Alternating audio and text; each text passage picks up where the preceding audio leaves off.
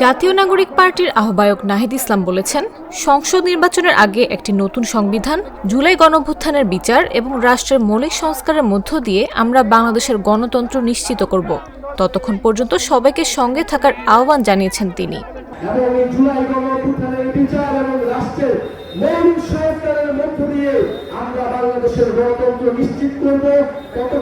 বিচার সংস্কার ও নতুন সংবিধানের লক্ষ্যে জাতীয় নাগরিক পার্টির জুলাই পদযাত্রার তৃতীয় দিন বৃহস্পতিবার সন্ধ্যায় নীলফামারী থেকে পঞ্চগড় শহরের চৌরঙ্গি মোড়ে অনুষ্ঠিত পথসভায় নাহিদ ইসলাম এসব কথা বলেন। পথসভায় নাহিদ ইসলাম বলেন, পঞ্চগড়ের বিভিন্ন সমস্যার কথা তুলে ধরেছেন পঞ্চগড়ের নেতা সার্জিস আলম। এখানে চাঁদাবাজি, দখলদারিত্ব, এলাকার মানুষের স্বাস্থ্য সমস্যা, চা শ্রমিকদের মজুরির সমস্যা তুলে ধরেছেন।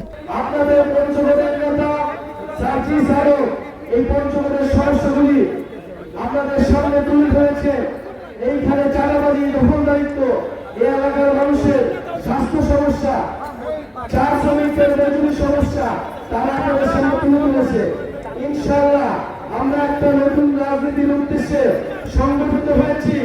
আমরা আপনাদের কাছে এসেছি যে আমরা গণঅভ্যুত্থানের পরে রাজপথ থেকে সরে যাইনি।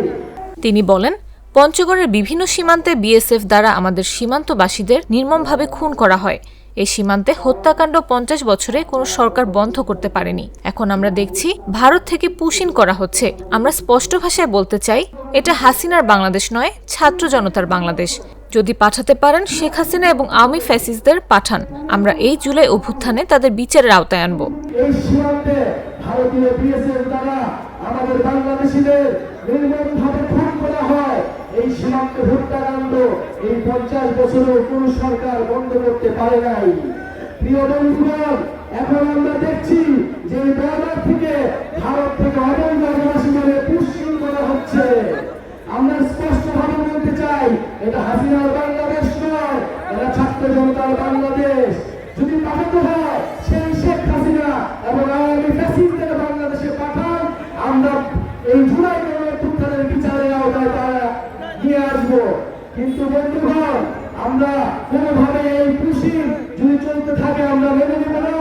আমরা বাংলাদেশিরা ধর্ম বর্ণ নির্বিশেষে এই ভারতের এই আগ্রাসনের বিরুদ্ধে ঐক্যবদ্ধ আছি। প্রিয় বন্ধুগণ,